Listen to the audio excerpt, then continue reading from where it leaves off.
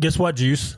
What? We're recording Awesome. another episode of the Hidden Threads podcast. I was told I need to say the name of the podcast at the beginning. Okay. But when you're searching on Apple or Spotify, don't you know what you're clicking on? I don't. You don't? You just randomly click stuff? Or Well, I have to look for certain things, but most of the time it's just, 80s music. or Harley 60. Davidson podcast or something? Yeah. So I just saw a guy. I was at a meeting just now, and he is on a Indian motorcycle. Oh, It's pretty sharp. some of them are. Like a newer one. It's pretty nice. Yeah. Did they almost go out of business once? They did go out of business. All of them did. Yeah. Was hurting at one point. Harley didn't go out of business, but they were hurting. Oh, Harley was hurting so bad they let a billiards and bowling company buy them. Well, they went bankrupt, so they were kind of Yeah. on the open market, right? Yeah. And got purchased and all that stuff. But That was during the AMF years. They were terrible. AMF, years. remember those ugly cars AMF used to make? Yes. Did they make the Gremlin? Yeah. They made Hummer though, didn't they? I don't know if they did or not. They made an ugly truck. I remember that. It was all squared off and Yeah. boxy looking. They didn't last long. I don't know. Anything AMF is terrible, especially when it comes to motorcycles. Right. Now I reckon they're pretty quality stuff. But who owns Indian now? I don't know who. I think it's public access. Oh, and investors own it. Yeah. So public company. But okay. Well, here we go, Juice. The topic today, talking about adultery cases. Oh, my favorite. The first part is signs your spouse is cheating. What do you think, Juice? I'm not sure if we have enough time for all the signs. Let's hit Tell me the what you major think. ones. Tell me what your major ones are. The major ones: changing attitude towards you, work schedule changes, going out with friends, schedule changes. But the biggest one is they don't want you to see their phone. Don't want you to see their phone. That's a big one. When people come to me for a consultation, one of the first things they say to me is, "Yeah, she's hiding her phone. I don't know the password anymore." Yeah. That's a clue. Yeah, like my wife, she can grab my phone anytime. Yeah. And see, this is the nonsense when you text back and forth to each other. Yeah. She goes, "What does this mean?" Some of it she shouldn't read, but She'll say, "What does this mean?" But yeah, I don't hide it. She don't hide hers from me. I can get in there. yeah. Like when we're riding down the road, she'll use my phone to look up stuff, or I'll use hers, or whatever. It doesn't matter. Yeah. We don't Yeah. care. But if that spouse is hiding it, being secretive about text messages, not necessarily taking your phone to the bathroom. People say that to me before, but I'm like, I don't know about that. That's a good place to read the news sometimes. Depends. It can be. It just depends. If they don't let you see it.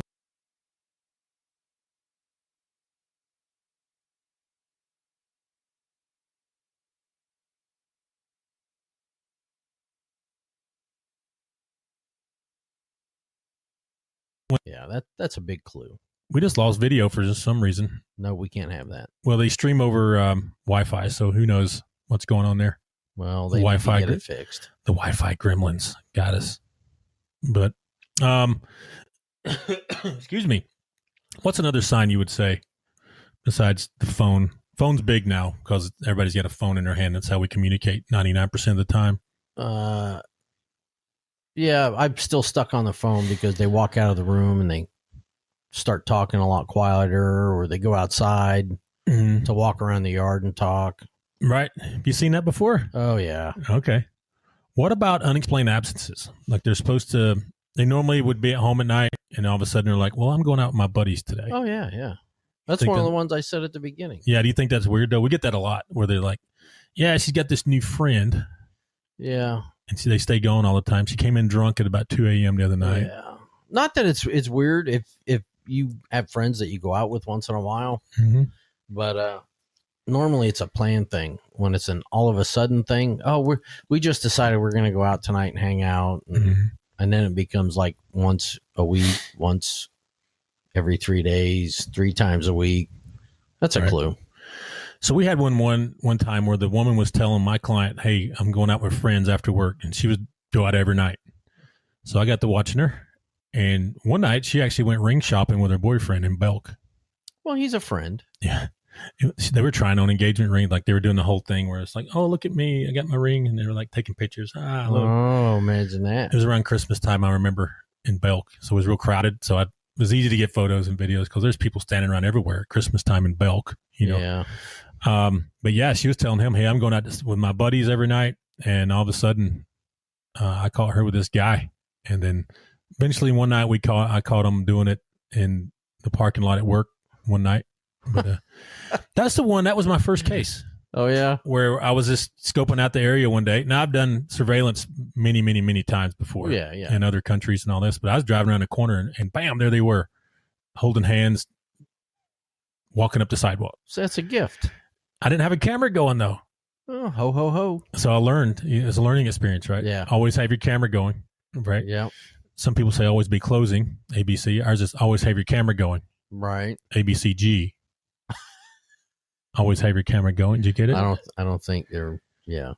All right. We'll have to figure out another. You didn't like that one? Yeah, no. All right. We'll come up with another one then. But yeah, so she's supposed to be at home, but all of a sudden her and her buddies are out partying, supposedly, Trying on rings. with a guy. Yeah. And Well, then that's her buddy. And then eventually having sex with the guy in the work parking lot. But Well, then she was just saying thank you for the ring. that night she said she had a bad tire. Okay. He was kind of sending me information about what she was saying to him or where she was. So She was testing out the tire while she was in the vehicle. Come on. they did not have a bad tire. I had video going. Any other ideas? You mentioned one earlier, like their attitude changes towards you. Oh, yeah. That'll change. That's a big clue. They become cold in the house. Distant. Don't want to talk. Mm-hmm. They're just going about their business. Sexual relationship pretty much ceases. That's what I've been told anyways. I haven't had this issue in about 20 years. But yeah, it does. But people say, yeah, there's no interest in intimacy or nothing like that. No, none. Because they're getting fulfilled somewhere else. Yep. And you're acting like you've had this happen, Jus. Yeah, it may have happened. I don't want to bring up your personal stuff, but you're towing the line here. Yeah, I know. It may have happened. Jus has been married before everybody. So, yeah. But they say intimacy. Intimacy. There you go. I'm trying to talk too loud, and it causes problems. It's okay. Sex life. How about that? Yeah, Stops. That's a good one. Stops. Okay, with your wife or partner, whoever it is. That's because they're getting that fulfillment out on the street somewhere, from somebody else. Somebody's more interesting, and they're not willing to work on their marriage, so they're stepping out, and here we go. It's much easier if you just end the marriage and then go do whatever you want to do. I always wondered that. Why don't we just say, hey, I don't want to be married anymore? I don't know. I've done it a few times. Well, you're a Marine. Yeah. Every good Marine's got an NJP and a divorce, right? Or several. Yeah. You get several NJPs, too. Oh, yeah. That'll be another podcast episode. Yeah. So We don't have time for all those. I never got an NJP. What we're saying is non-judicial punishment. For you. Office hours. For you Army people, it's what, Article 15? Article 15. Yeah. Same thing. Office hours. But Chesty Puller would have loved me. Oh, yeah. You'd have been his radio operator. Oh, yeah. So you kind of look like Chesty a little bit. Yeah. But yeah, we're going to come back in a little bit and we're going to talk about how to act if you suspect it, what your goals should be, and then how to act if you do hire a PI. We'll be back in just a second. Hey everybody, Macky here. I just want to get into what we actually do here at Macky Outlaw Private Investigators. So we conduct domestic investigations, which includes your adultery and custody cases. You may have a cheating spouse that you're wanting to find out, or you may have shared custody and you're wanting to find out what the other parents are doing, maybe prove that they're not good parents for a custody modification. Also, what we do is criminal defense investigations. That's where people get in trouble and they need help proving their innocence. It could be either pre-conviction or post-conviction. So if you know people in those situations, just give us a ring. Also, we work missing person cases. That's where we track down people that are missing. It can be children, teenagers, all the way to senior adults. So if you have a case like that, how we work those cases is we use surveillance. We locate and find witnesses and interview them.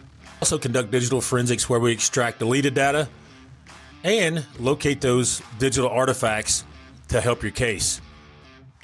If you need those types of investigations done, you can always click the link and contact us. You can call us directly at 866-910-7499. That's 866-910-7499. Or visit us on the web at mackyoutlaw.com. Thank y'all. Well, you know what, Jus? We're recording. All right. It's about time. And I was just reading your shirt. It said, never forget, we live among giants. Correct. But you're not one of them. No, I am not. That was so mean. Yeah. I'm sorry. It was low hanging fruit juice. I had to do it. It's all right. Y'all juice is shorter than I am. So I'm shorter than everybody, man. But anyway, we give them a hard time about it sometimes. But we used to have the small microphones. Now we got the big ones. Yeah. And they cover you up over there. That's good. All right. Next part. Second part of this. We've been talking about infidelity, adultery cases. What to do if you suspect your spouse is cheating on you. What do you think about that? Well, it doesn't necessarily have to be the spouse. It could be your significant other. Somebody that you are upset about that they're cheating on you. Right. So it could be a longtime boyfriend or girlfriend. Right. Fiance. Typically it's a husband or wife though. Yeah. I say if you have a significant amount of assets and you're trying to protect that, don't tell them right away that you know. I wouldn't tell them right away anyway. I say let the lawyer tell them in a specific environment, either whether under oath. Right. Make them lie about it or tell the truth. One or the other's coming out, but keep that close to your vest. Now, if you're not worried about assets and those kind of things, you just want a divorce, then we're going to just tell them. Say, hey, I know about it. See, and I'm the opposite. I just say kick back, wait a little bit, get a little more information, a little more evidence before you just drop the bomb on them. Let that lawyer drop the bomb on them too. You just hand them the rope. Yeah. Hand them the rope. Yeah. We got a couple going on right now where we're feeding them rope, right? Yeah. And I'm all about feeding them some rope. And these people are hanging themselves with a long rope. Yep. And they have significant assets on the table too. These we're looking at, especially the one, but yeah, if you some people call us and they say, I don't really care about the court stuff. We're going to get divorced. They say, I just want to know. You ever seen that before? Yeah. They just want to know. Some people have religious reasons. They want to know if infidelity's taking place. There's a lot of emotion that goes into it, though. Yeah, there is. So when they get told, yes, it's happening, there's a lot of emotion involved. And then that just clouds judgment at that point. So you have to stay cognizant of what you're doing and not just fly off the handle at them. Mm-hmm. My tongue tying's rubbing off on you, Juice. Yeah, that one did.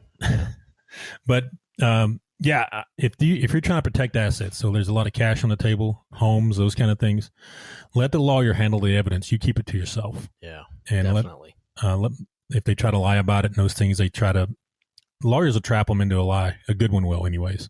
Or they just come out and tell the truth right there on whether under oath. Yeah, I haven't seen too many of those. It makes a difference when you're under oath, though. You start thinking about what you're saying. So, well, everybody's first psychological response when they get caught doing something is to lie real quick. Right. Because they're trying to get out of it. Right. What about how to act if you hire a PI? Don't be suspicious yourself. Yeah. Don't tell them you hired one. Yeah. I've had that happen before. Rule number 1, don't say anything. Just don't. Some people try to act over nice to their spouse when they hire a PI. Act normal. Don't fly off the handle when you're in an argument, because I know there's a lot of arguing going on when there's a divorce on the table or infidelity. Emotions are high. I've had them fly off the handle. Well, I hired a PI and they caught you. Yeah, don't do that. But you can do it if you want. You don't get money back with us, but that's in the contract. But don't tell them you hired one. And here's one I've been asked and I've told what to do if they find a tracker on their car. I don't know what's doing there. Deny. I always tell them, say, hey, I can track my assets. I put it on there myself. Don't tell them you hired a PI to do it. Right. Because we had the one case where the woman found it and threw it out in the lake. Yeah, that's right. And it pinged pinging for 40 days. For a month and a half, it pinged. That guy just said, yeah, I put it on there. And then we're able to put another one on and continue to catch her acting out. So right. I would just say, yeah, I've got every right to track my assets. But yeah, if you hire a PI, don't be suspicious yourself. Don't be overly nice. Act like try to keep everything normal in the home like you've been doing. And just don't let them know that. Don't bring on any suspicion that you've hired one. It's going to be hard because once people get to that point, it's very emotional. It's going to be hard to act normal, but you got to do it. Yeah, you got to. What else, Juice? Well, there's that. Don't say anything. Act as normal as you can. Most of the time, they're going to counter accuse. Mm-hmm. Mm-hmm. So just go with it. Just be as nice as can be. Normal, everyday business talk, whatever. Mm-hmm. Just don't let on to anything. Counter accuse. Does that get into gaslighting? Oh, it does. Big time. You have to see our episode on gaslighting. Yeah. We did one of those, 2 weeks ago? Yeah. Yeah. But yeah, I don't know if it's out yet or not, but we did one. We recorded one about gaslighting. So, but yeah, those are some good tips from me and Juice. If you have questions, you can always give us a call. You know what I've been doing? I've been doing a free 30-minute consultation on how to hire a PI. Really? Yeah. You don't have to hire me. Just a 30-minute conversation. It is a conversation. It is. Consultation on how to hire a PI. 5 things you need to know. If you want to know, give me a call. That'll work. All right. I'm out of here, Juice. All right. Are you out? Yep. All right.